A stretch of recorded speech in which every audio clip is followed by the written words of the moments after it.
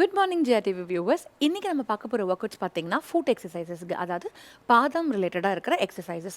நிறைய பேருக்கு பார்த்தீங்கன்னா ஃபுட்டில் வந்து நிறைய இஷ்யூஸ் இருக்குது. அதாவது பாதம் வலி, இல்லை பாதம் வீக்கம், இல்லைனா ரொம்ப நேரம் நடந்தால் வந்து உங்களுக்கு அந்த இடத்துல ஒரு எரிச்சல், இந்த மாதிரி சொல்லிக்கிட்டே போகலாம். ஸோ அந்த மாதிரி இருக்கிறவங்களுக்கு சின்ன சின்னதாக ஒரு கரெக்ஷன் எக்ஸசைசஸ் ப்ளஸ் உங்களுக்கு நிறைய அங்கே வெயிட் போடாமல் இருக்கிறதுக்கு ப்ளஸ் ஸ்ட்ராங் பண்ணுறதுக்கான எக்ஸசைசஸ் தான் இன்றைக்கி நம்ம பார்க்க போகிறோம். ஸோ அதுக்கு நீங்கள் என்ன பண்ணணும்னா, உங்கள் வீட்டில் துப்பட்டா இல்லைனா தெராபேண்ட் எதுவாக இருந்தாலும் அதை எடுத்து யூஸ் பண்ணுங்க.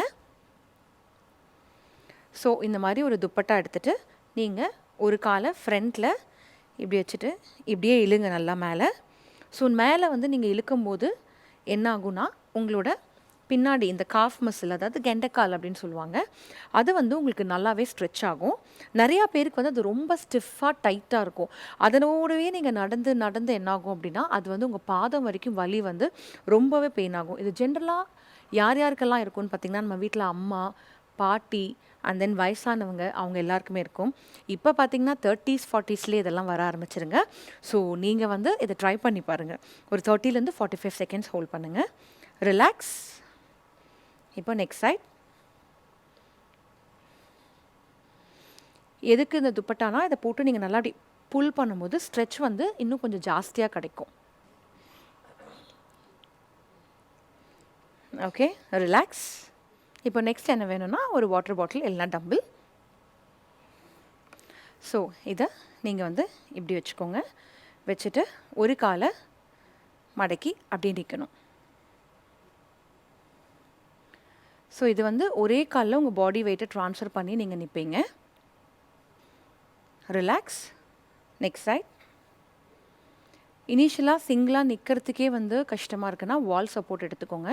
அதுக்கப்புறம் நீங்கள் வெயிட்ஸ் வச்சு ட்ரை பண்ணுங்கள்.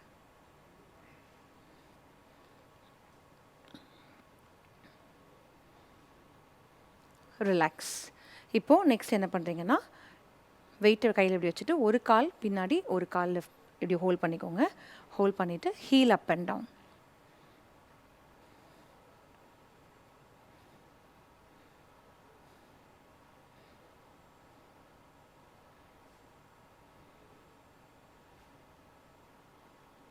ரிலாக்ஸ். Next side.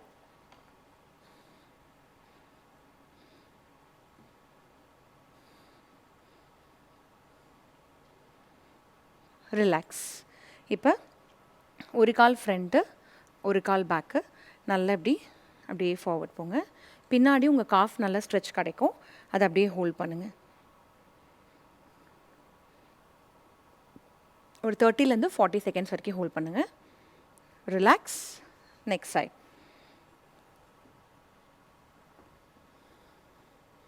உங்கள் மூச்சு வந்து நார்மல் ப்ரீத் இன் ப்ரீத் அவுட்டில் இருக்கணும். மூச்சை அடக்கிட்டு ஒர்க் அவுட் பண்ணக்கூடாது.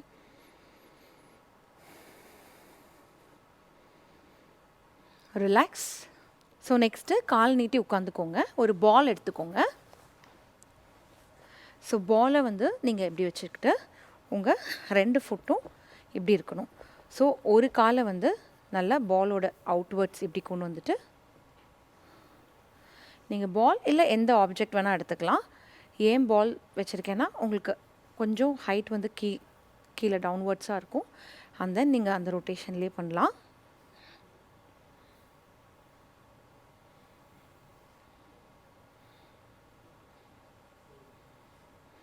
Okay, next leg.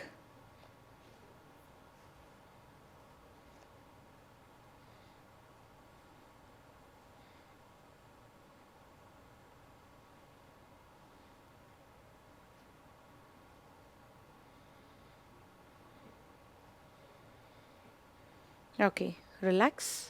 ஸோ இந்த ஃபுட் எக்ஸசைசஸை நீங்கள் ரெகுலராக வாரத்தில் ஒரு 3லேருந்து 4 வாட்டி பண்ணும்போது உங்களோட ஃபுட் அண்ட் ஆங்கிள் சுற்றி இருக்கிற மசில்ஸ் வந்து நல்ல ஸ்ட்ரென்த் ஆகும்.